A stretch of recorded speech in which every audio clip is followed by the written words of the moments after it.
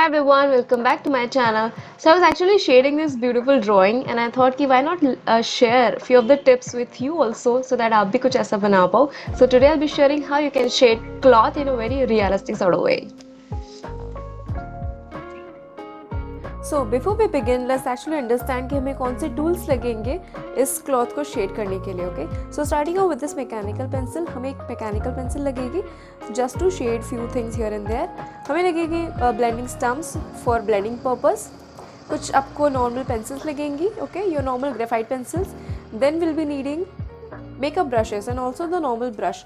अगर आपके पास मेकअप ब्रश नहीं है, if you got this flat paint brush तो ये भी चल जाएगा. जस्ट मेक श्योर कि ये ड्राई होना चाहिए, इट्स नॉट वेट. ओके, फिर हमें लगेगा कुछ mechanical erasers. Okay, if you don't have a mechanical eraser तो आप सादे इरेजर से भी काम कर सकते हो. It just works very well.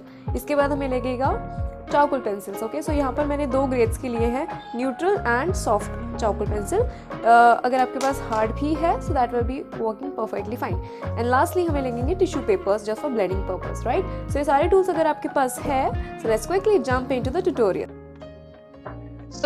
इस ड्राइंग को शुरू करने से पहले आपको सबसे इम्पॉर्टेंट ये चीज़ समझनी है कि आप कोई भी क्लॉथ ड्राइंग करोगे वहाँ पे तीन चीज़ें बहुत इंपॉर्टेंट है. टेक्सचर, शैडोज और फोल्ड्स कहाँ पे बन रहे हैं वो आपको बनाना आना चाहिए. सो क्विकली शुरू करते हैं और यहाँ पर मैं शुरू करूँगी सबसे पहले मेरे मैकेनिकल पेंसिल से. ओके, रेफरेंस इमेज को आप देखोगे अगर साइड पे तो यहाँ पे आपको काफ़ी लाइट कलर दिखेगा. Okay, it's not that dark. इसका जो क्लॉथ हम बनाना चाहते हैं it's actually very light compare to the one जो पीछे एक इमेज है, उनका क्लॉथ काफ़ी डार्कर है और उसके कंपैरिजन में ये क्लॉथ लाइटर है. ओके, सो हम जब ऐसे कंपैरिजन करते हैं तब हमें एग्जैक्टली समझ में आता है कि हमें कौन सा टोनल वैल्यू को अचीव करना है, राइट. तो यहाँ पे शुरू करेंगे सबसे पहले डार्केस्ट वैल्यूज़ को ऐड करके. एंड यहाँ पे मैंने थोड़ा नेक में जो उन्होंने नेकलेस पहना था मैंने उसे डार्कन कर दिया और पीछे जो एक शेडो क्रिएट हो रहा है मैंने उसे भी क्रिएट कर दिया यूजिंग में से मैकेनिकल पेंसिल. आप चीज़ों को आराम से हल्का सा ब्लेंड भी कर सकते हो सो दैट चीज़ें काफ़ी अच्छे से स्मूथ लगेगी.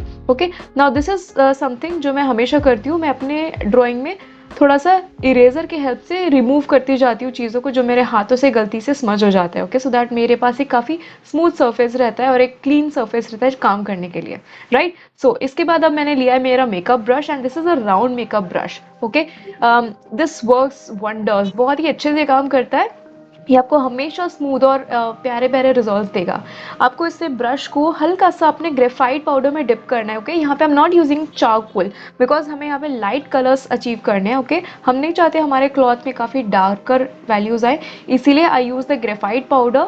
अब आपको अगर नहीं पता ग्रेफाइट पाउडर कैसे क्रिएट करना है सो उसके लिए may be you can comment down, I will make a separate video for you कि आप घर पे कैसे ग्रेफाइट पाउडर बना सकते हो. ठीक है, so graphite powder and pencils का कॉम्बिनेशन करके हम यहाँ पे चीज़ को क्रिएट करेंगे. Now I was also working on this hand, तो मैंने सोचा पहले इसे कंप्लीट करेंगे थोड़ा and then will move on to the cloth area. Okay, यहाँ पे देखो आपको चीज़ों को हमेशा डिफ्रेंशिएट करना आना चाहिए. कोई भी चीज़ अगर राउंड दिखती है तो इट्स बिकॉज कि उसमें एक फॉर्म है. ओके, एक 3D फॉर्म है. अब जैसे यहाँ पे मैं अपने नीडेड इरेजर से थोड़ा इरेज कर रही हूँ, it's something that is creating that form. जब हम हाईलाइट्स को इरेज कर देते हैं तो आप देखोगे वो जो फॉर्म में जो राउंडनेस आना चाहिए वो सडनली आने लगेगा क्योंकि हैंड हमारा हमेशा थोड़ा से ग्राउंड वे में होता है कि इट्स लाइक अ सिलेंडर. तो वहाँ पे जब आप इरेज करोगे ना तो आपको समझ में आएगा कि कैसा ये एग्जैक्टली 3D स्ट्रक्चर बन रहा है. ओके, तो आपको रेफरेंस इमेज में बैक एंड फोर्थ देखते जाना है, जहाँ जहाँ पे आपको हाईलाइट्स नज़र आ रहे हैं उसे आपको क्रिएट करते जाना है. ओके, तो अगर आपके पास ये सारे टूल्स हैं जो मैंने आपको स्टार्टिंग में बताएं तो आप काफ़ी अच्छे से किसी भी रियलिस्टिक ड्राइंग को अच्छे वे में क्रिएट कर सकते हो. ओके, अगर आपके पास टूल्स नहीं है तो मे बी आप वो सारे इफ़ेक्ट्स नहीं बना पाओगे जो एक अच्छे रियलिस्टिक आर्ट में होते हैं. तो आई वुड सजेस्ट कि आप ओवर टाइम धीरे धीरे जैसे स्किल्स डेवलप करते हो अपने आर्ट टूल्स में भी इन्वेस्ट करना शुरू करो, राइट. सो यहाँ पे आप देखोगे इतना होने के बाद it looks so beautiful and so awesome. Now starting out with this texture, जैसे मैंने बात की थी यहाँ पे हमें टेक्सचर समझना है. अगर आप रेफरेंस इमेज को क्लोजली ऑब्जर्व करोगे तो यहाँ पे उन्होंने काइंड ऑफ हल्का सा एक सॉफ्ट वुलन टॉप पहना है जिसमें देर आर लाइन्स। ओके, अब इन लाइन का टेक्सचर क्रिएट करने के लिए the best way would be hatching.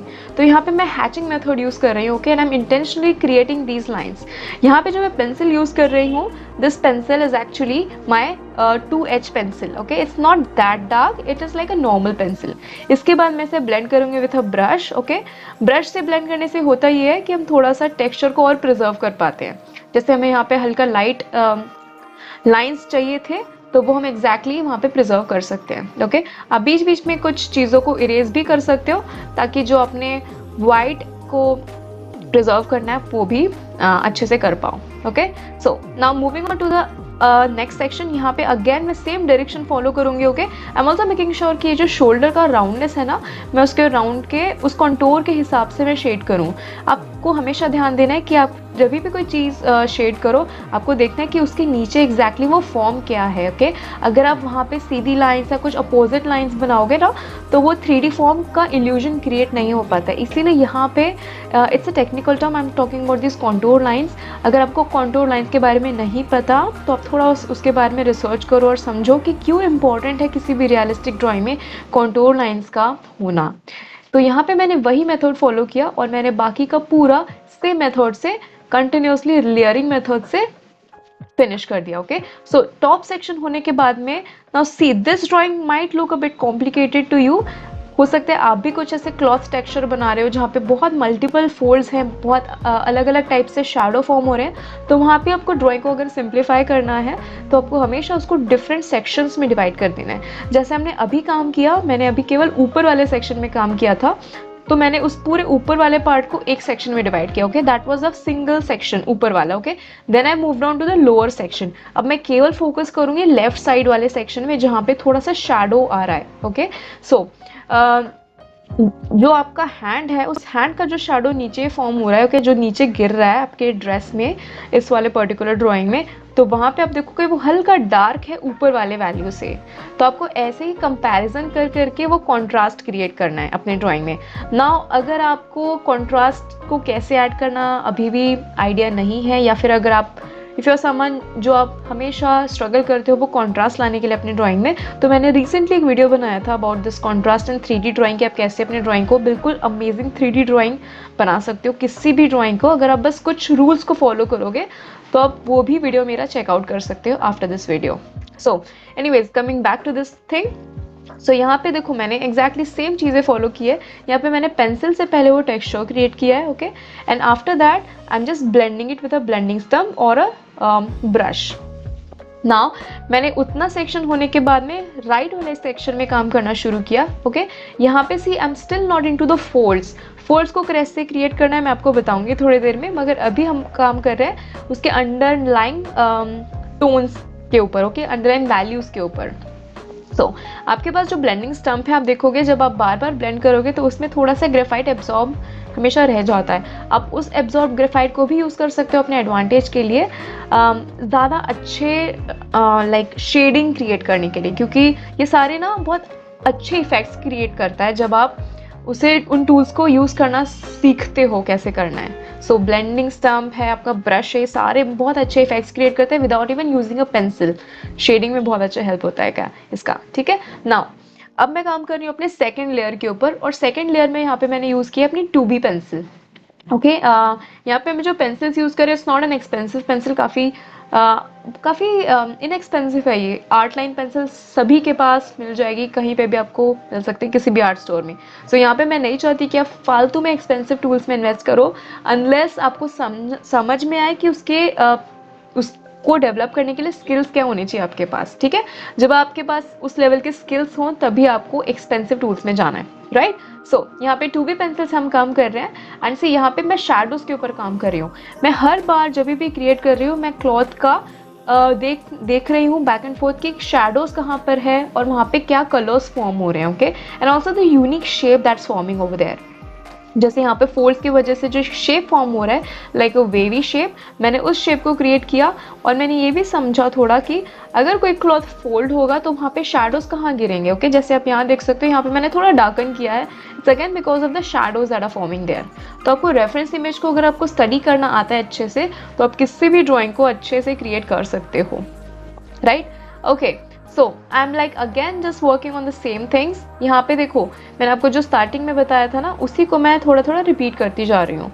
मैंने first of all H pencil use करी, my H B, and then I like move on to my 2B pencil. ऐसे धीरे धीरे आपको स्विच करते रहना है ग्रेड्स को, अलग अलग ग्रेड्स पे जाओगे जैसे जैसे आपको डार्कर वैल्यूज़ क्रिएट करनी है। अब देखो यहाँ पे जो मैं पेपर यूज़ कर रही हूँ, इट इज़ एक्चुअली ब्रूस्टो का 200 GSM पेपर। जब हम थोड़े रफ सरफेस पे काम करते हैं ना, तो वहाँ पे आपको सडनली डार्क नहीं जाना पड़ता है, आपको धीरे धीरे ग्रेजुअली बिल्ड करना पड़ता है। ओके, लेयरिंग मेथड फॉलो करना पड़ता है।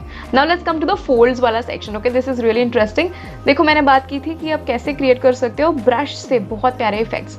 यहाँ पे मैंने वापस ग्रेफाइट पाउडर डिप किया उसमें, एंड मैंने उस फोल्ड्स के ऊपर सिंपली एक लाइन क्रिएट कर दी। अब आप देखोगे उन लाइन्स को क्रिएट करने की वजह से कितना प्यारा ट्रांजिशन क्रिएट हो रहा है अपने आप। ओके, क्या होता है इसमें, जब हमारा पाउडर उसमें होता है ना, तो धीरे धीरे पाउडर खत्म होने लगता है, एंड वो खत्म होना इज लाइक अ ट्रांजिशन जो अपने आप क्रिएट होता है। So instead of using a pencil और बहुत शार्प हार्श वे में आप अगर आप लाइन खींच दोगे फॉर द फोल्ड, तो it won't look realistic, right.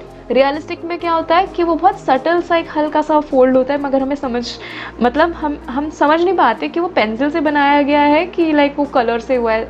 तो ऐसा आपको बिल्कुल फ्लॉलेस अगर आपको फोल्ड बनाने हैं, तो उसके लिए ये टेक्निक बहुत ही अच्छे से काम करती है। ओके, मैंने वापस थोड़ा सा ग्रेफाइट पाउडर इसमें एब्जॉर्ब किया है, और मैं नीचे वाले अभी सेक्शन में काम कर रही हूँ।